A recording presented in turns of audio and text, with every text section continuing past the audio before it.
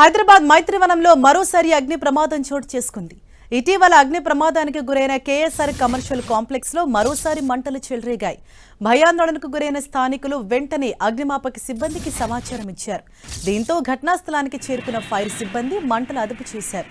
2 రోజుల వ్యవధిలోనే మరోసారి అగ్ని ప్రమాదం జరగటంపై స్థానికులు ఆగ్రహం వ్యక్తం చేస్తున్నారు.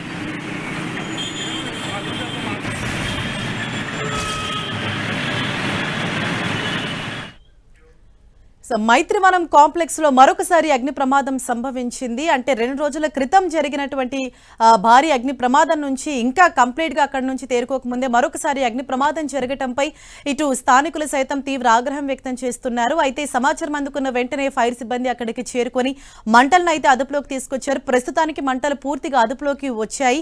కానీ చుట్టూ కూడా దట్టమైన పొగ అలుముకుని ఉంది. కేఎస్ఆర్ కమర్షియల్ కాంప్లెక్స్ లోనే మరోసారి అగ్ని ప్రమాదం సంభవించడం పైన ఇటు అధికారులు సైతం ఆరా తీస్తున్నారు. అసలు ఈ అగ్ని ప్రమాదం ఏ విధంగా సంభవించింది, దీనికి గల కారణాలు ఏంటి అన్న దానిపైన కూడా వారు పూర్తిగా దర్యాప్తు కొనసాగిస్తున్నారు. అయితే ఆ సమయంలో అక్కడ ఎవరూ లేకపోవడంతో పెను ప్రమాదం తప్పిందని మనం చెప్పుకోవాలి. మరింత సమాచారంతో మా ప్రతినిధి రాముడు మనకు అందుబాటులో ఉన్నారు. రాముడు, అంటే మళ్ళీ అదే కాంప్లెక్స్ లో ఇంకొకసారి అగ్ని ప్రమాదం జరగడానికి గల కారణాలు ఏంటి? అంతే ప్రాథమికంగా మీకు అందుతున్న ఇన్ఫర్మేషన్ ఏంటి? హరిత, అంటే ప్రధానంగా అందులో ఉండేటువంటి నిపురవలు అదే విధంగా ఉంటాయి కాబట్టి అక్కడ ఉండేటువంటి మెటీరియల్ మరొకసారి అది అంటుకొని పొగలు ఎక్కువగా వచ్చాయి. దాంతో వెంటనే ఫైర్ సిబ్బందికి సమాచారం ఇచ్చారు. మళ్ళీ పక్కనే ఉండేటువంటి ఫైర్ సిబ్బంది వచ్చి దానిని మొత్తం కూడా ఆర్పారు. కానీ మనం చూస్తే ప్రతి సందర్భంలో ఇలాంటిది ఉంటుంది. పెద్ద పెద్ద నిర్మాణాల్లో అగ్ని ప్రమాదం సంభవించినప్పుడు ఈ విధమైనటువంటి ఇబ్బందులు ఉంటాయి.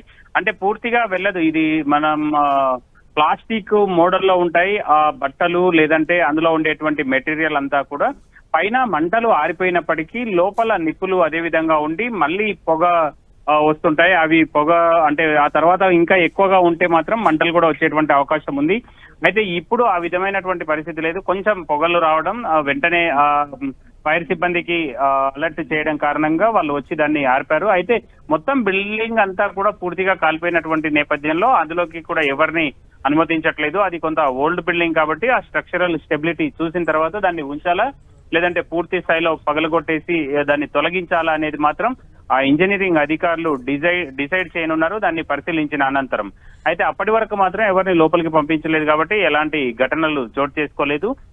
ఈ విధమైనటువంటి మెటీరియల్ రెగ్జిన్ మోడల్లో ఉండేటువంటి ప్లాస్టిక్ మోడల్లో ఉండేటువంటి క్లాత్ మెటీరియల్ ఏదైతే ఉంటుందో అది ఎంత నీళ్లు కొట్టినా కూడా పైనుంచి కొంత మంటలు ఆరిపోతాయి, కానీ లోపల ఉండేటువంటి నిప్పు అదే విధంగా ఉంటుంది. ఆ సందర్భంలోనే ఈ విధమైనటువంటి చిన్న చిన్న మంటలు అదే విధంగా పొగలు వచ్చినటువంటి పరిస్థితి ఉంది. రైట్, థాంక్యూ రాముడు.